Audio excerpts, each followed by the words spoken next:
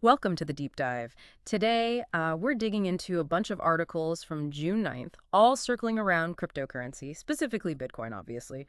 Our goal here is to cut through that noise, pull out the key insights from these different sources, and, make sense of it for you. Exactly. We've got reports on, market trends, what institutions are doing, some murmurings about government interest, even stories about individual traders, and some shifts in traditional finance, too. It's a really interesting snapshot.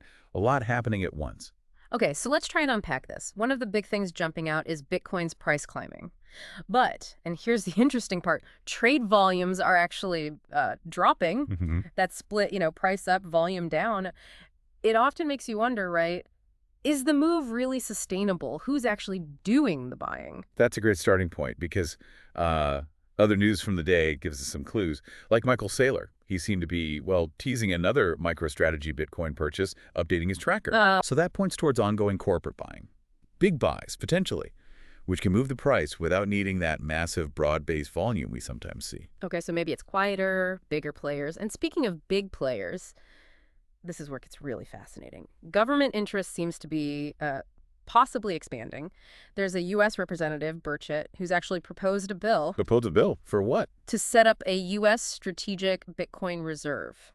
A reserve. Wow, okay. Yeah, I mean, think about that. Not just regulating it, but potentially holding it as a strategic asset, like gold or oil reserves. That definitely changes the potential long-term picture, big time.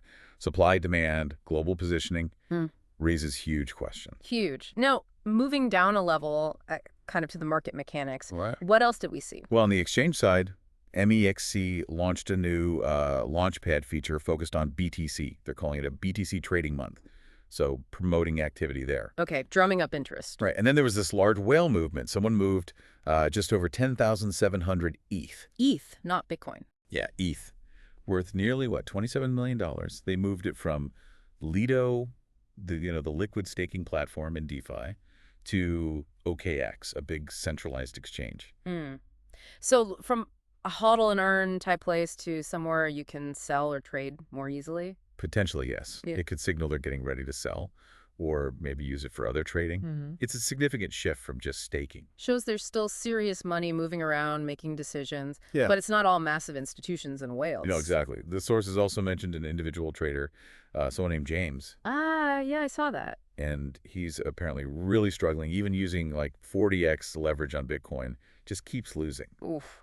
40x leverage, that's playing with fire. It really is. It's such a stark reminder of the immense risk involved for individuals, especially with leverage, a real counterpoint to the big institutional talk. Definitely grounds the conversation. And Yeah. one more piece from the traditional finance side.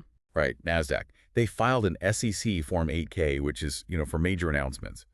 In this case, it was to change the benchmark index for their hashtag NASDAQ Crypto Index US ETF, the NCIQ ticker. So they're tweaking how their crypto ETF actually tracks the market. Exactly. It's another step showing how these traditional finance products are evolving, trying to better integrate and, reflect what's happening in crypto. Okay, so let's piece this all together. We've got Bitcoin's price inching up, but volume's kind of low. Hints of more big corporate buys like MicroStrategy. Then this, frankly, quite surprising idea of a potential U.S. government Bitcoin reserve. Yeah. Exchanges are pushing BTC trading. Whales are moving significant crypto from DeFi staking to exchanges.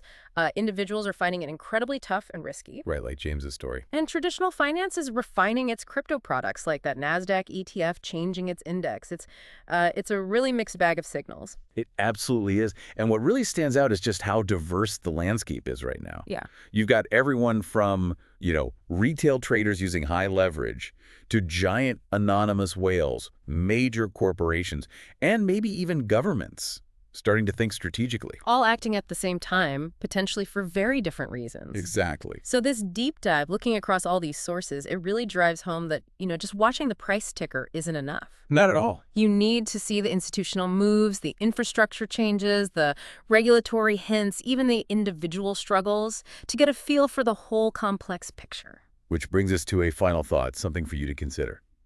With all these different forces at play, big money, maybe government interest, retail risk, market infrastructure shifts, how do you decide which signals matter most?